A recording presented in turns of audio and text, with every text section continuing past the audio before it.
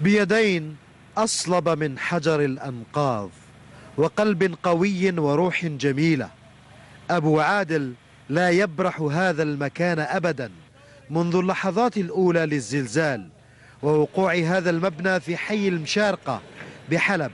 نذر نفسه لإغاثة المنكوبين، لا أكل ولا نوم، ليل نهار ينتشل الجثث ويستخرج الأحياء.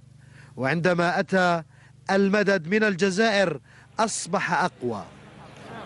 أبو عادل بطل فوق العادة ومتطوع أنقذ أرواحا وأسكت أحزان وفواجع من فقد الأهل. أول شغلة الله يرحم الشهداء، ثاني شغلة الله يشفي الجرحى. وأول ما صار زلزال هزة الأرضية